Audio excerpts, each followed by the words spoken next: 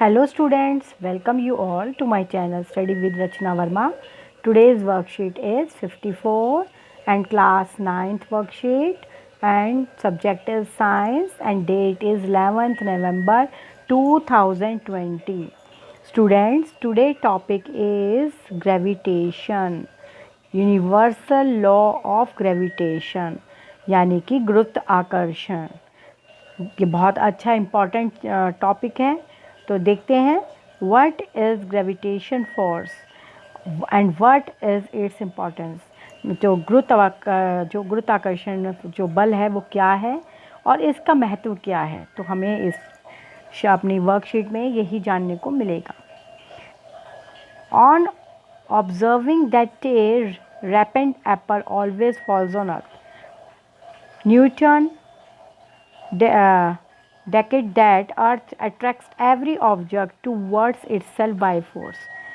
जब न्यूटन ने जो है एप्पल को ऊपर उछाला और वो नीचे की तरफ आया, तो न्यूटन को मतलब एक यही लगा कि जो भी चीज़ आप ऊपर की तरफ उछालते हैं तो जो पृथ्वी है वो अपनी तरफ क्यों उसे खींचती है।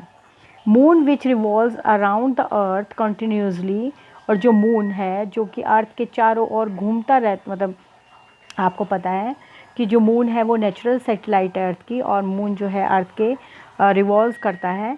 तो experience is similar centripetal force, मतलब force towards the centre by earth, but they never collide. Similarly all planets revolve around the sun. आपको पता है ऐसे ही सन के चारों तरफ जो है सारे प्लैनेट्स जो हैं राउंड लेते हैं। On the basis of these facts, Newton conducted that all objects in the universe attract each other। इसी चीज़ के लॉ को देखते हुए न्यूटन ने जो है अपना यही निष्कर्ष निकाला कि सारी जो चीज़ें हैं यूनिवर्स की वो एक दूसरे को अट्रैक्ट करती हैं। This force of attraction between object is called gravitation force. और जो ये फोर्स है ऑब्जेक्ट्स का एक दूसरे के लिए वो कहलाता है ग्रेविटेशनल फोर्स। नेक्स्ट पॉइंट है हमारा universal law of gravitation. Every object in the universe attract every object with a force which is proportional to the product of their masses and universally proportional to the square of the distance between them, and this is known as universal law of gravitation. The force is along the line joining the center of two objects. Let's two objects of masses m and m मतलब small है और एक capital है, and let D be the distance between them from there centres. और ये जो D है उसका एक डिस्टेंस है, तो between the them B F, और आप जो है उसे एफ की तरह से मानेंगे और इस तरह से जो है आप उसको सॉल्व कर सकते हैं। Importance of universal law of gravitation।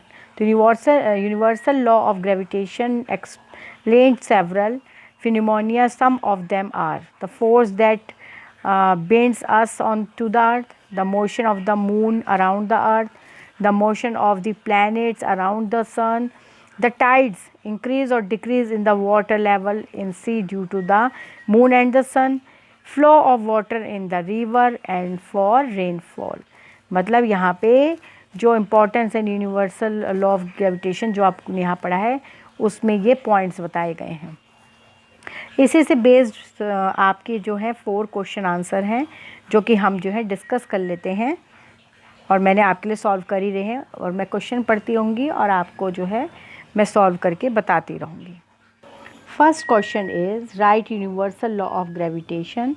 तो in this world every object attracts every other object with a force. The greater the weight of the object, the greater the force, and the greater the distance between two objects, the force or lower the force. This is called universal law of gravity. Question number second, what is the importance of universal law of gravitation?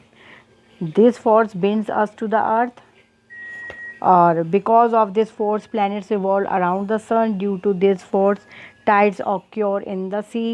Rain and atmosphere is the result of this force. Due to this force water flows in the rivers. And question number third, what would have happened if there was no gravitation force? Write your views. If there were no gravitation force at all, it would be happen impossible for life on earth, because it was no gravitation force on the earth. Then the whole sea water would be in the air, and all the trees, plants of the on the earth would not grow on the earth. There is no rain, no atmosphere, and no birds flight. Question number next. What does G denotes in the equation for universal law of gravitation, and what is its value? G is the proportional constant called universal gravitational constant. Its value is 6.673 multiplied 10 uh, power 11 और Newton second upon के जी square. तो ये आपकी जो है इसकी value है। तो यहाँ पे आपकी जो है वर्कशीट बेटा ख़त्म होती है। आज की वर्कशीट बहुत इम्पॉर्टेंट और बहुत अच्छी, जिसमें हमें gravitation, universal law of gravitation का फार्मूलाज जानने को मिला, उसके बारे में जानने को मिला, और इम्पॉर्टेंस पता चली कि क्यों ग्रेविटेशन लॉ ऑफ मतलब यूनिवर्सल लॉ ऑफ ग्रेविटेशन ज़रूरी है। तो ये आपको दोबारा से अपने आप भी पढ़ना है, रिवाइज़ करना है और अच्छे से समझ के काम को करना है। और students please subscribe my channel. Thank you so much for watching my video.